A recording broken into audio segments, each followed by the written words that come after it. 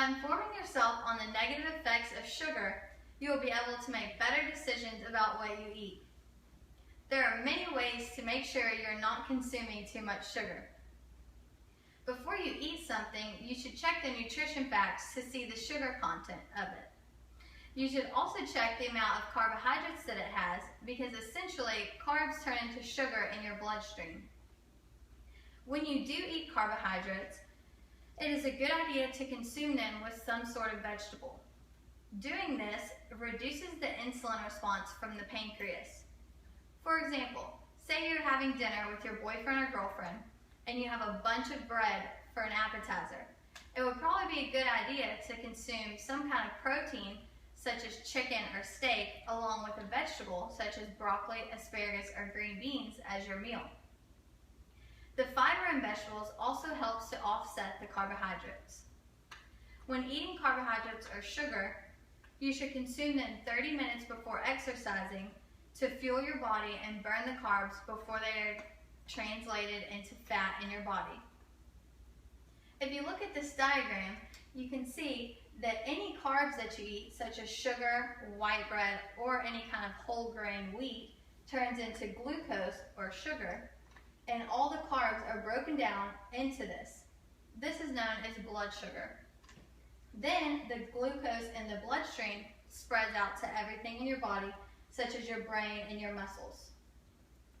This other chart shows how blood sugar spikes or drops in your body depending on the sugar that you eat. Too many calories or carbs per meal causes your blood sugar to spike, which makes your body store the fat. If you skip a meal, restrict calories or carbs, or exercise on an empty stomach, then your blood sugar will drop, causing your body to burn muscle instead of fat. It is a good idea to keep your carb and sugar range between 80 milligrams and 120 milligrams to be healthy. You should also stay away from processed foods such as cookies or candy.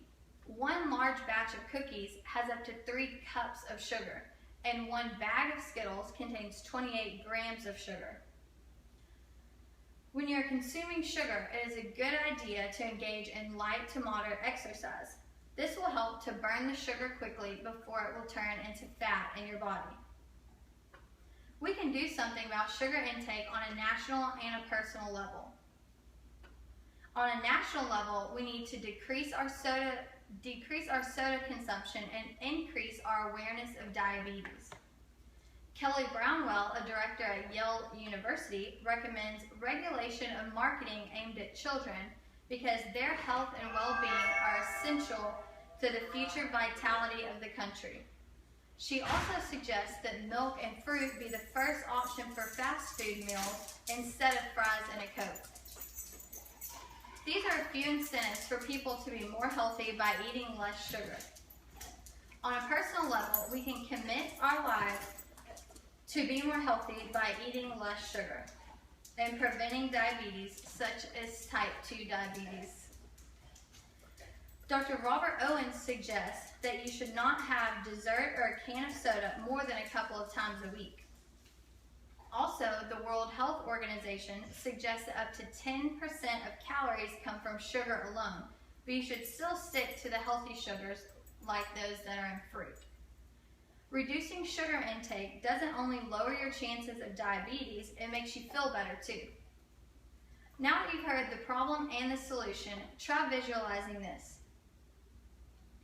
All races and all ages of people are capable of making their own health decisions. No one dreams of becoming obese or finding out that they have diabetes. Imagine cutting back on a couple of sodas per week and seeing a difference in your energy levels and physical appearance. How would this make you feel? I'm sure you would feel terrific knowing that such a little change had such a positive influence in your life. Imagine sending your kids to lunch with a balanced, nutritious meal instead of a fatty, sugar-filled meal and seeing a great impact both mentally and physically in them. Now imagine you being the first one in your family to not have diabetes just by cutting back on some foods and drinks that contain high sugar content. There are no disadvantages to lowering your sugar levels, your sugar intake. It's a win-win.